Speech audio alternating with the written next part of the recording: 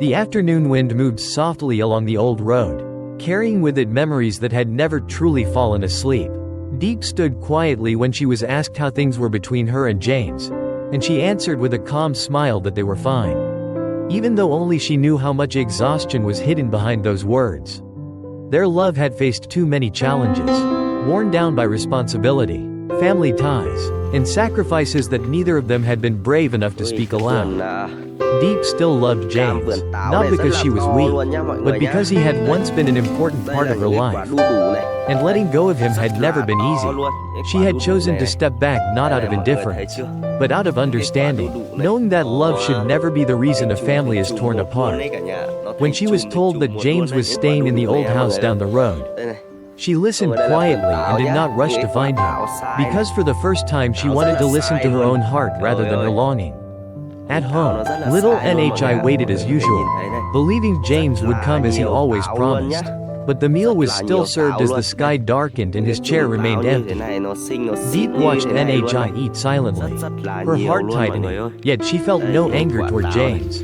Only a deep understanding that he had chosen a quiet path of sacrifice, stepping away so others could remain whole. That night, Diep sat alone without tears or regret, realizing that waiting forever would only keep her trapped in the past, and that it was time to live for herself. From that moment on, she devoted herself to work, no longer relying on anyone's name or position, starting again from the simplest things and learning to stand firmly on her own. In the grapefruit garden, she rolled up her sleeves, carefully protecting each fruit, asking prices, calculating costs, and making decisions with calm confidence. No longer the woman who hesitated because of love, but someone grounded and clear about her path. When someone casually remarked that a passerby looked like James, Diep paused for only a brief second before continuing her work without looking back. James remained a part of her past, meaningful but complete, while the life she was building now was entirely her own. What Diep gained, independence, respect, and peace, was not given by love or sacrifice, but earned through her choices. And in that quiet strength, she finally harvested the rewards of her own journey.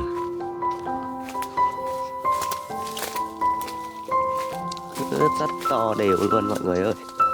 Đây nhá. Đây nhá.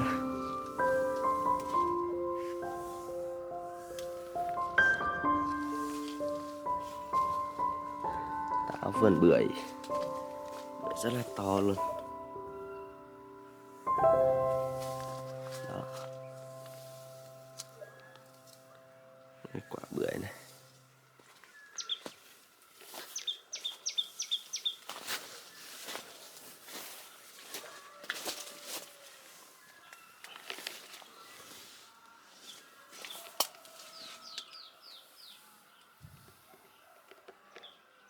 Rất là to luôn.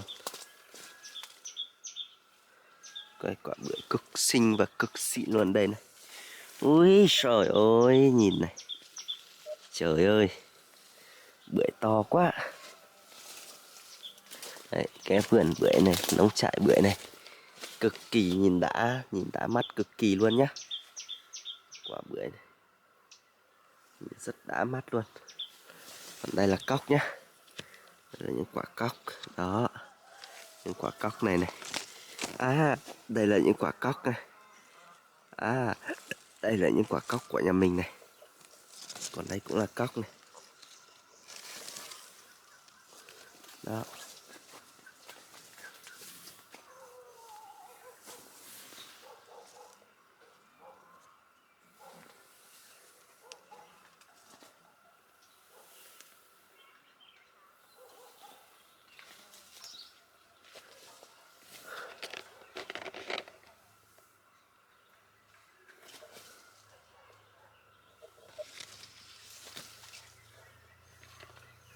Kia nhá, kia là những chú vịt nhá, kia là những chú ngan nhá, kia là cái đàn ngan này. Còn ở dưới còn nuôi rất là nhiều gà, nhiều vịt nữa mọi người ạ. Đấy, nuôi rất là nhiều gà, nhiều vịt nữa.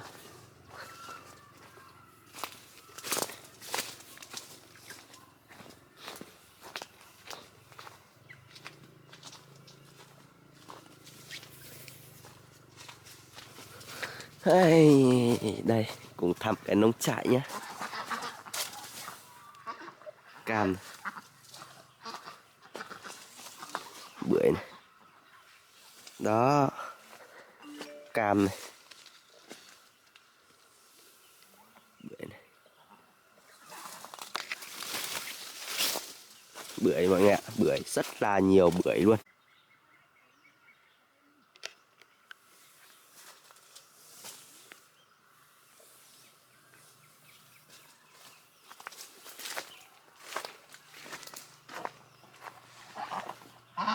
Đây những con vịt. Đây là những con vịt nhá.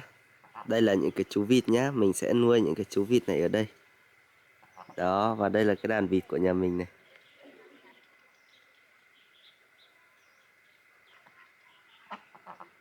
Đó, và đây là cái đàn vịt của nhà mình nhá. Rất là nhiều vịt luôn mọi người ạ. Rất là nhiều vịt luôn. Đó, và đây là đàn vịt của nhà mình. Rất là nhiều vịt luôn.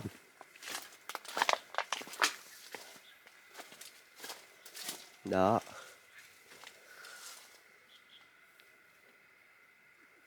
Rất là nhiều vịt luôn. Quả cam. Quả bưởi.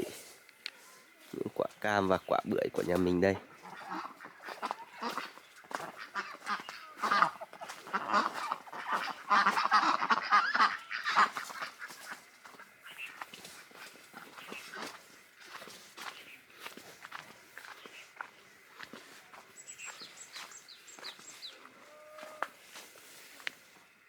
Bưởi đây mọi người nhá.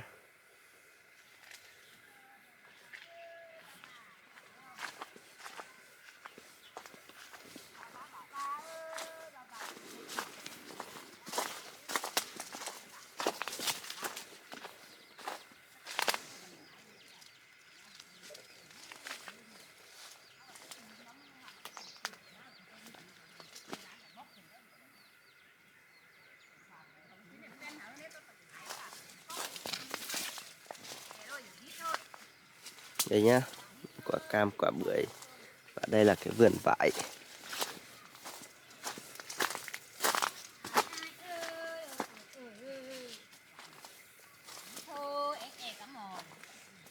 Bông ấy đi đâu đấy?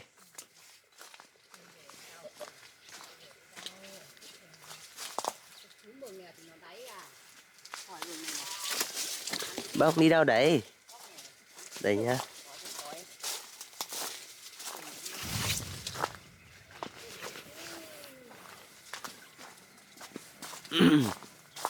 Chú ngỗng, chú ngàn, chú vịt này. Chú ngỗng này. Những con ngỗng đang ở đằng kia kìa. Đó, mình có thể những con ngỗng này. Đấy, những con ngỗng này. Chú vịt này.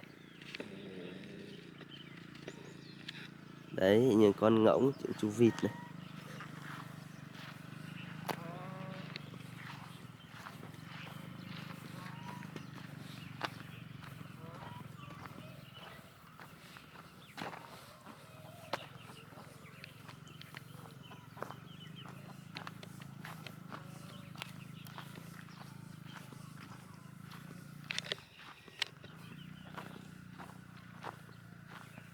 Đây, vườn rau nhà bà đây. Đang làm gì ấy bà ơi?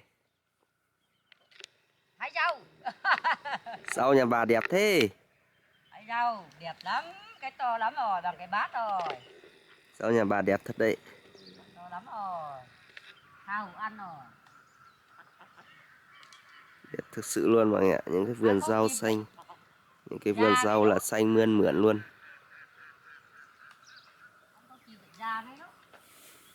Ừ. Đi lá để chăn con vịt ngan nào. Con ngan nào. Đấy, đi vào xem vườn rau của bà mọi người nhé. Đi vào xem vườn rau của bà.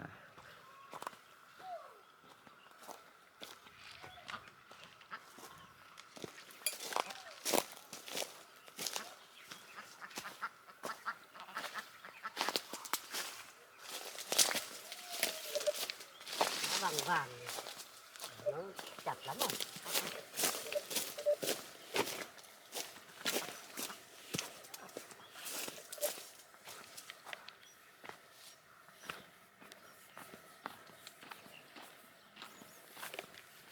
Đây vườn rau nhà bà đây nhé. Bà ơi, nhìn ra đây.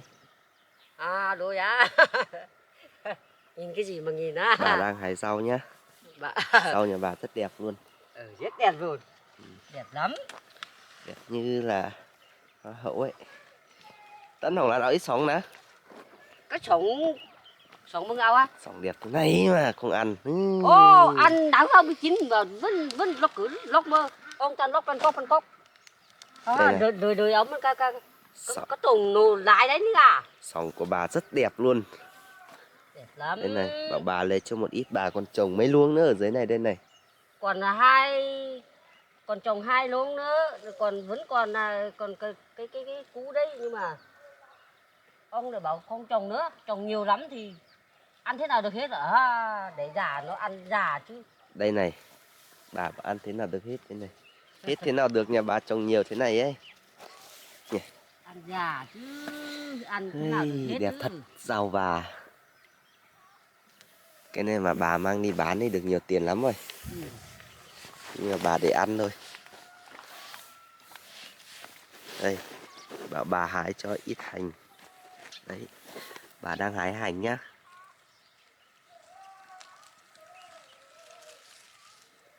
Bà đang hái hành mọi người ạ. Rất già rồi đấy.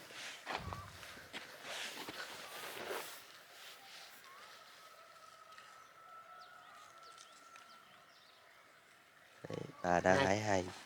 Một nắm rồi. Đây, xin nhá. Xin đây, xin về xào đi. Bà. xào thịt mà ăn. Ừ. Này à, lá tỏi à? Không lấy lá tỏi đâu, lấy Lá hành tỏi thôi. ăn thì hái. Lấy hành thôi bà ơi. Thọ lò nhà bà rất là to và đẹp luôn đây. Đây nhá, thọ lò bà rất là to và đẹp. Đấy, thấy chưa? Đấy. Và đây là bà nhá. Bà là bắt đầu bà sẽ bắt đầu chuẩn bị bà đi về đây. Và đây là đàn vịt nhà bà đúng không? Ừ.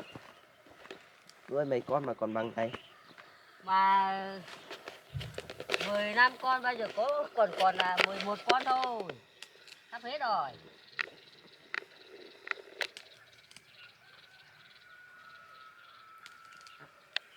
Đâu? 15 con giờ còn 11 con. Còn đây là những chú vịt nhà bà nhé. Đấy. Nhà bà là chọn là vườn ao chuồng. Cái gì cũng có mà nghe ạ.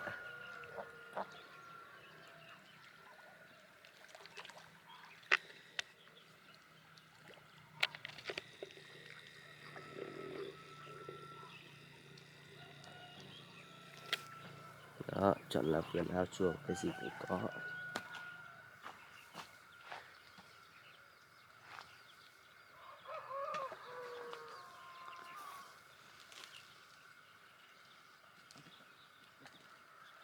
Ăn cái loại rau đỏ đỏ này. Ăn nó lại tím ăn ngon lắm. tím này lại ăn ngon lắm. Đây nhá.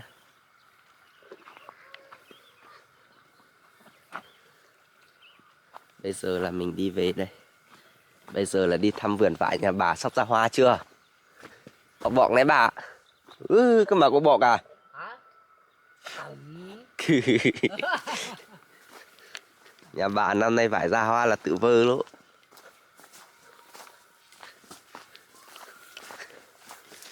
Đây những cây mía nhé. Đây là những cây mía mọi người ạ. Đây là những cây mía này. Đấy, trồng rất là nhiều luôn.